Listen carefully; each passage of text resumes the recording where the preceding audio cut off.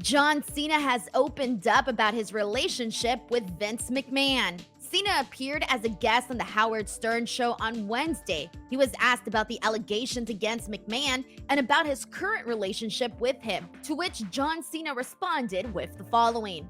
I don't think it's complicated to talk about. I think it's complicated to listen to.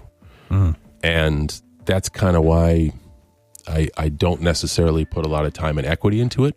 Yeah. Again, I think there's still a long ways to go. Yeah. I can say this. I'm a big advocate of love and friendship and honesty and communication. But in the same breath, I'm also a big advocate of accountability. Yeah, me too. I think you explained it well of if someone's behavior lies so far outside your value system that the balance shifts of like, man, I can't operate in a world where this works. Yeah. That's the end result of being accountable. Stern then asked John Cena how he plans to handle the situation, to which John Cena said, Right now, what I'm going to do is love the person I love, Right. be their friend.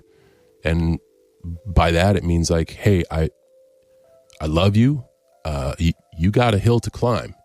And, there's the saying of like, hey, you don't know who you are or you don't know who your friends are until the shit hits the fan or your back's against the wall. That doesn't make any of what's going on any easier to swallow.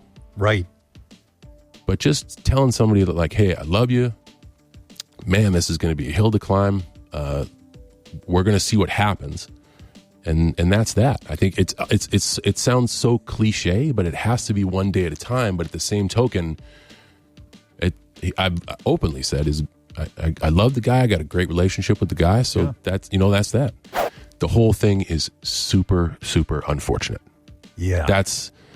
That's really the thing that sucks, because not only does it deal with an individual I love, it deals with an entity that I love. Yeah.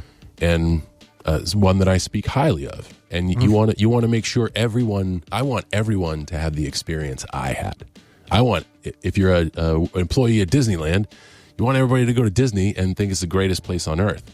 And when someone doesn't, or when you find out that there may or may not have been things going on there that, this place I was speaking so great about, well, in some aspects needed a lot of work.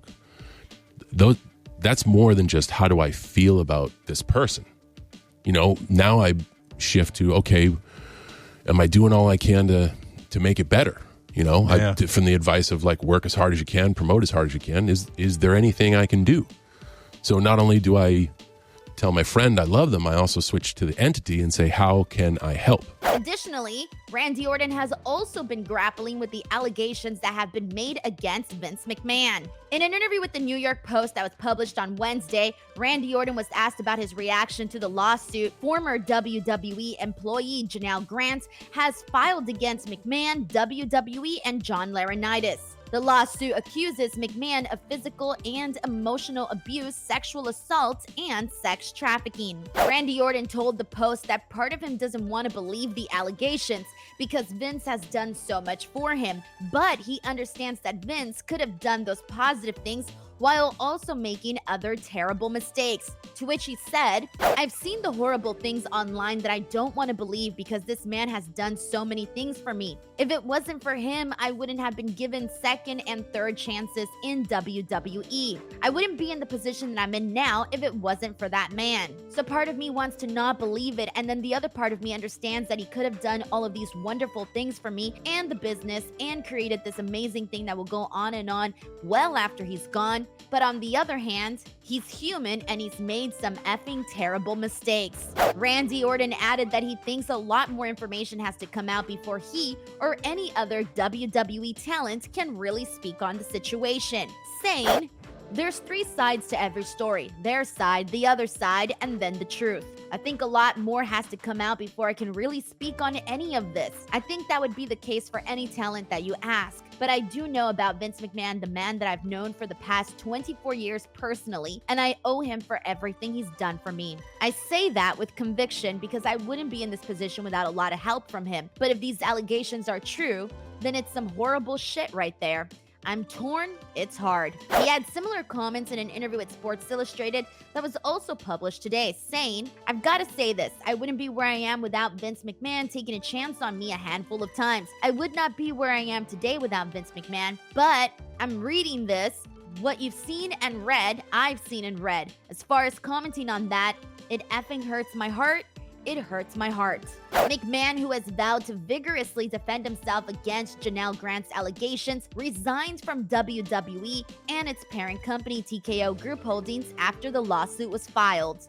In other news, Randy Orton is proud of the way he handled what could have been a difficult situation at WWE Survivor Series. At the event, Randy returned for his first match in 18 months. He had been dealing with a career-threatening back injury that required double fusion surgery. He returned as part of the men's War Games match at Survivor Series last November, teaming with Cody Rhodes, Jey Uso, Seth Rollins, and Sami Zayn to defeat the Judgment Day and Drew McIntyre. But Orton wasn't the only wrestler who came back to WWE that night. After the War Games match, CM Punk returned to WWE for the first time in nearly a decade. While Punk's appearance at Survivor Series was kept as a surprise, WWE announced in advance that Orton would be returning.